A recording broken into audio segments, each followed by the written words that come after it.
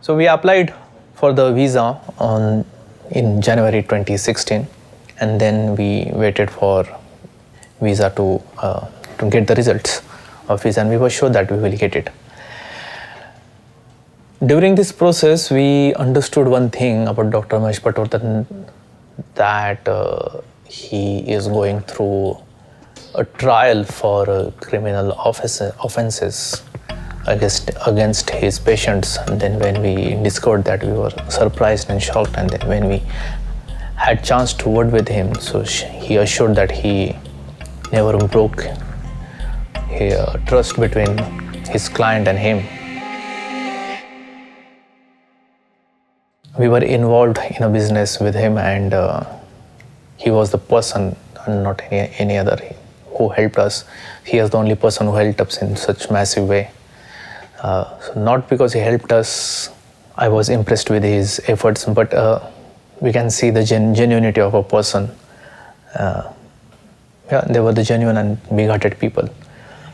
So we started working on a big project called Garza Maharashtra Maza.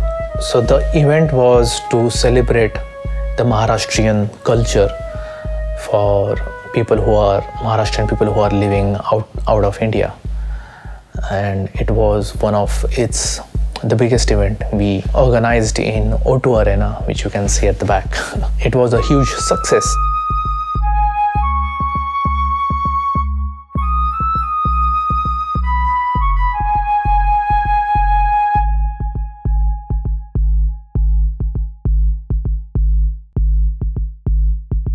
May 2016, and then after that Dr. Patwardhan had to face his trials in the court of justice.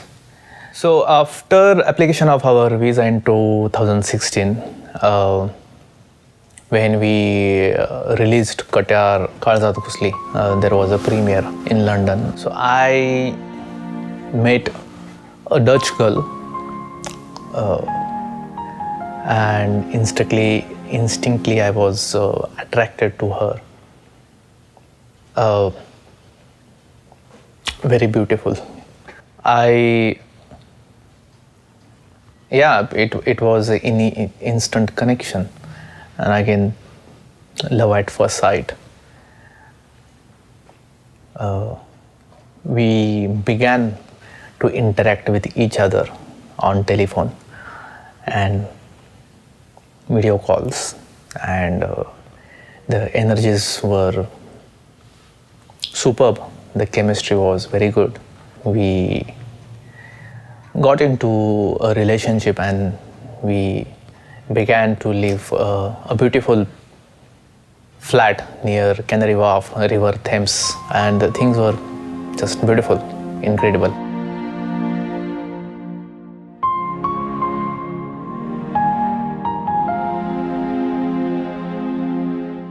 I thought, okay, now I'm 27, finally I found my love. I've got a career, career, and in future now I'll go and start making movies, and the life is set. I've got girl, I've got career, I've got money. So I'll get married in coming 3 to 4 years. They say man proposes, God disposes. So on 23rd of June 2016, in the morning, we received a letter of our visa rejection, that our visa is rejected due to some missing documents. Now the missing documents were because of the negligence of our lawyer. As per the visa rules, the external funding it was supposed to receive in the business via directors, not directly from the investors into the business. And we did not have enough knowledge of that, as we were busy developing the business and just collecting the visa documents.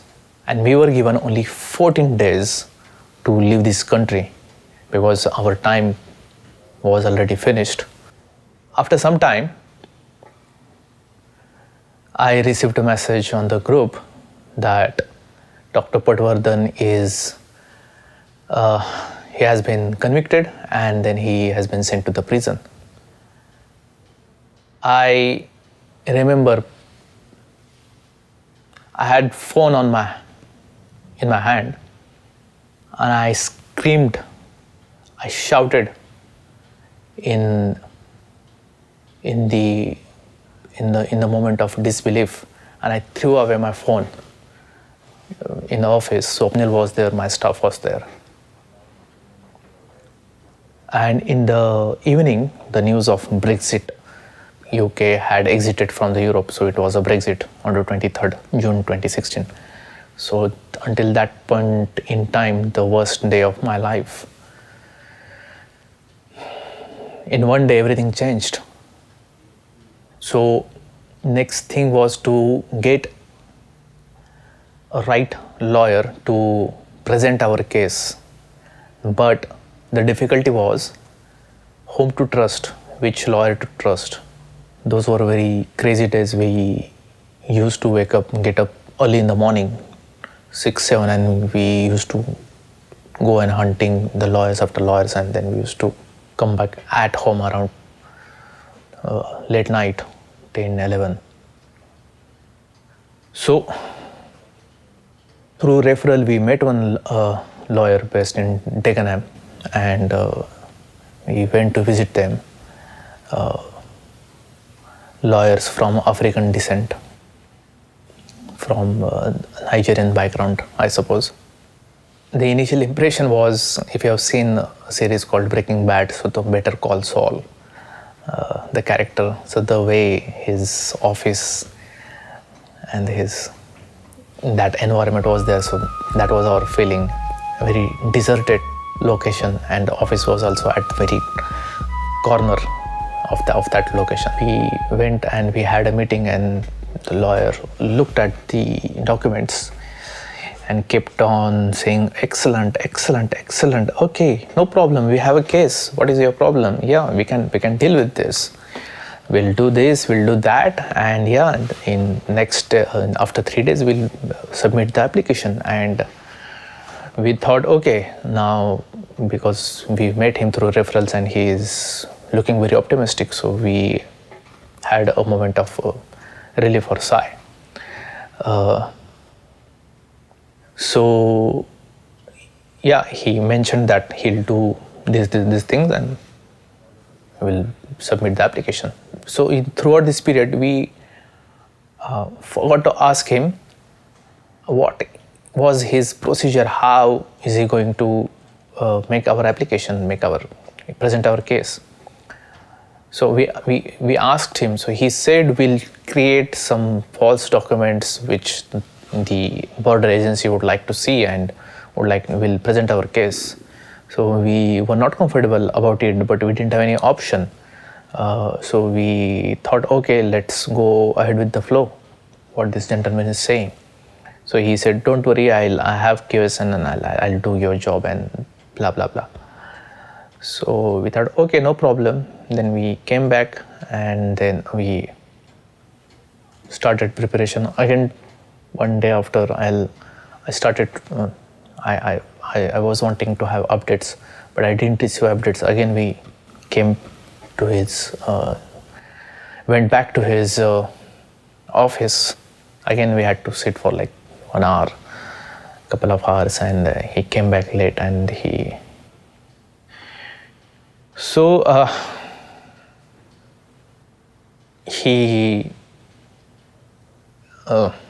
started to explain that this job has done, and then suddenly one gentleman came in the office and they started to have interaction in their own language, and they were talking to each other very I would say it looked funny to watch whatever they were discussing out there. I mean, we were confused, they are arguing or they are fighting or what. So apparently they were discussing about our case, and the way they were discussing with each other, it was very funny to watch. So me and Swapnil was sitting there. Instead of getting very worried about our situation, we were watching them and we were smiling. So the gentleman who came in the office, other gentleman, he looked at us and he said, "Boss, sorry, we can't help you. We can't present your case because no, and there is nothing we can do about it." So the other gentleman also said, "Sorry, we can't do it." And in this conversation, in discussion, we realized the gentleman with whom we were talking was the gentleman who just came in the office was his subordinate.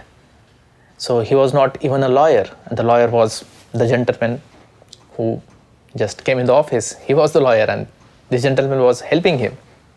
He was not even a lawyer. So we were discussing a person who was not even a lawyer since last 3-4 days. आणि तो आम्हाला एकदम confidently की होणार तुमचा visa, don't worry. पण आम्ही दुसऱ्या दिवशी जेव्हा परत गेलो तेव्हा लक्षात आलं की हा वकील नाहीच आहे, हा त्याचा क्लार्क आहे. वकील दुसराच आहे, तो पलीकडे बसतो. तो म्हणाला नाही तुमचा व्हिसा होऊ शकत, हे तुमचा हा प्रॉब्लेम आहे. तेव्हा मला पहिल्यांदा कळलं की प्रॉब्लेम काय. And we didn't know what to do. I mean, to laugh or cry or what to do. We came out of that office and yeah, we were smiling and we were, of course, in pain also that time. Yeah, then after that we zeroed down on one lawyer, and they presented, they gave us a realistic explanation, but they asked us to raise again further £50,000 in order to make our case strong, and we had only 7 days in hand now. We had already lost 7 days, so only 7 days in hand to raise capital with the help of British VC, venture capitalist. In 7 days, again £50,000. That was the only option we had. I just began on exploring each and every contact, whomever I had met in my life. With all sleepless nights, I had contacted everyone, all sorts of people. So we found one British VC who were ready to invest, and I had cracked it in 4 days and 3 days prior to the expiry of our stay. In the meantime, the Dutch girl whom my second love of my life, I realized she was not very keen in all the activities which was happening with me, and she was busy in her day-to-day chores, day-to-day work. She was an aspiring actress, and she was least bothered about whatever things had happened. So I asked her, "You just realized what had happened?" So she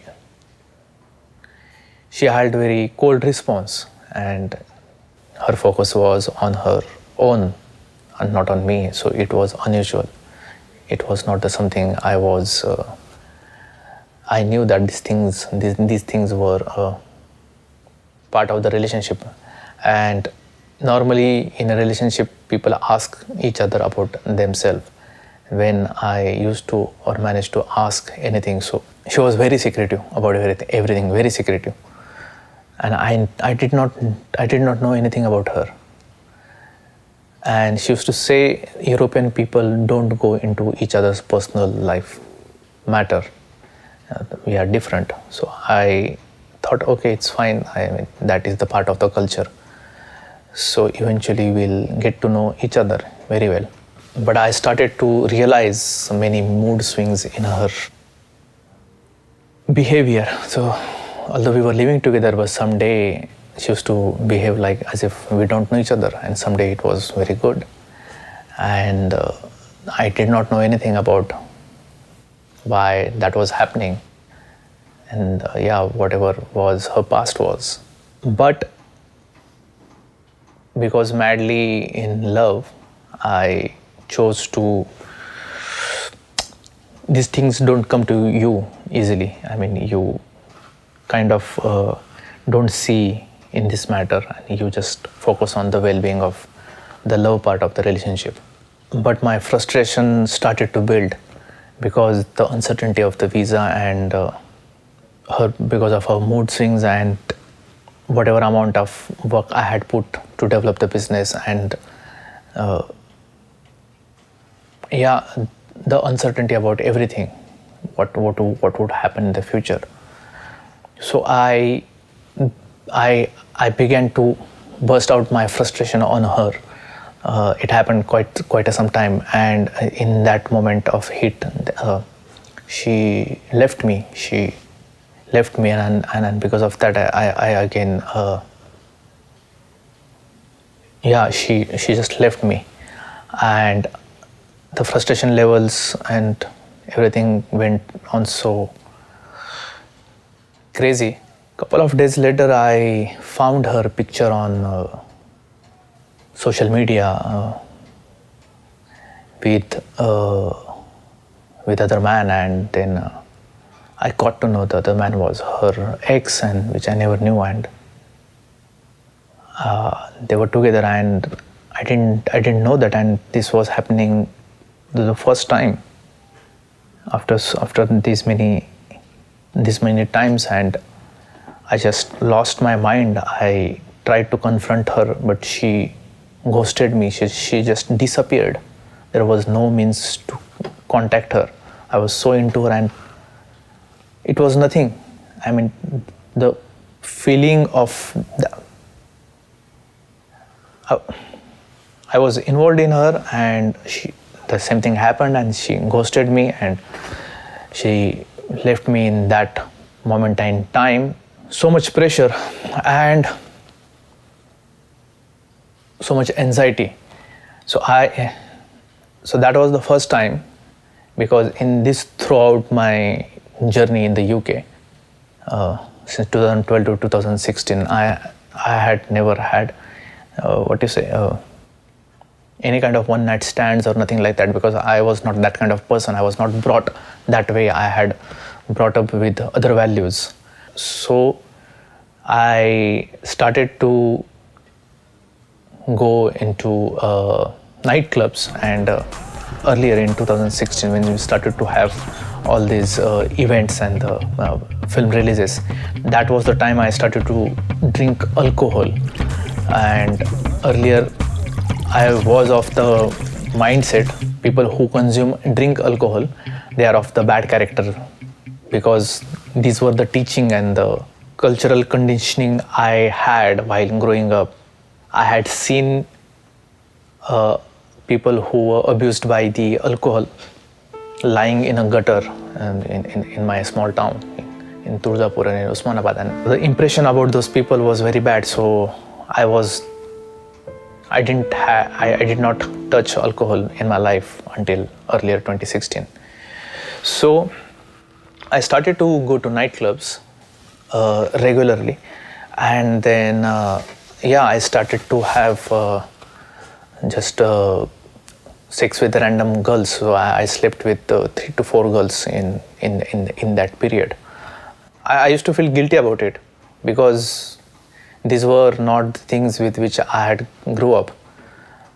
These were not the core values with which I had grew up. So I thought it would give me a pleasure or some kind of escape from whatever things were happening with me and I was going through. But I felt more guilty about being indulged in these activities. And one day I was watching a movie, again in the O2, in the Cineworld Cinema. The film was called Bar Bar Dekho. The film was about a guy who is pursuing his dreams and his career, and in this he is losing his family and his relationships and everything. And I felt that as if it is my story. I was in tears watching the film, and a message appeared on my phone that congratulations, your visa has been granted and you have received the visa.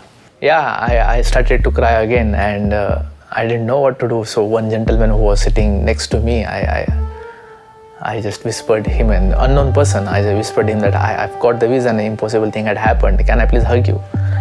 So he said, okay, fine. So yeah, I celebrated that moment by hugging this unknown gentleman sitting next to me. And I finished the movie and I came back, and so we had received this 3 years of extension of visa in the month of September 2016. That was one of the milestones. Yeah, so with the 3 year of visa and with some clarity in mind, and the ticketing and the event business was doing good, but that was not my calling. My calling was to have a film production house and make movies and do acting, and so I thought I was not ready to have that. So instead of that, extension of the previous steps, and before starting up film production house, we thought to work on a movie streaming idea. So the unique point, until that point in time, Netflix was not a big thing in India at all. So unique point this was because we were already distributing movies in the cinemas, in the regional language movies in the cinemas in the UK. So the idea was these movies, they did not get any distribution, wider scale distribution in the cinema. And the cinema model was not that viable. It was working, but it was not viable to scale. So we thought to release these regional language movies on our platform on the same day when they release in the Indian market, and we will release this for international market. And we were selling tickets in 10 units, 10 pound or $10. So the entire family, or 4 or 5 people, they could sit and watch these movies.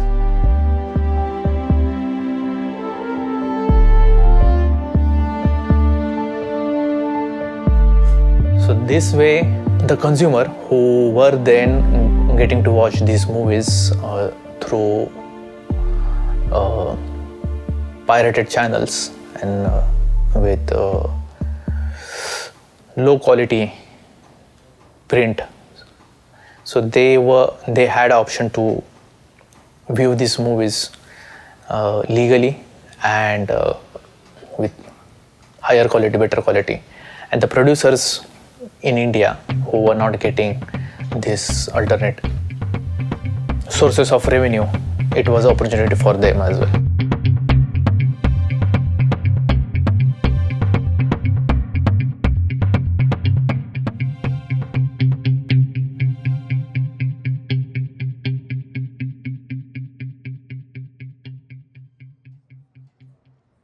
On paper, it sounded very good. So we had planned to make it happen.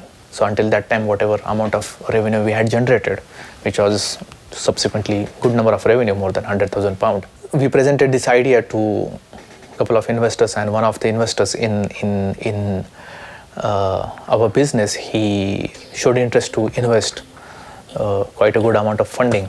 So that funding was coming, and this revenue was there. So I chose, instead of focusing the existing business, which was ticketing, I chose to close it down.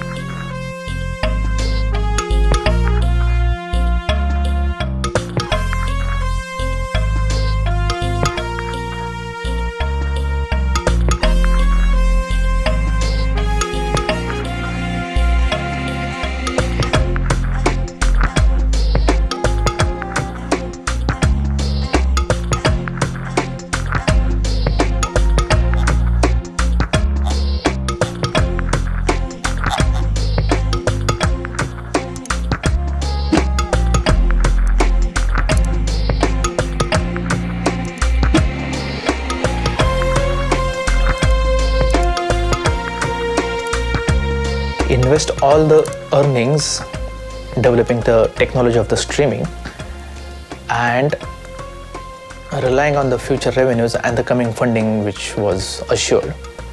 I never knew that this is going to be the biggest mistake of my career.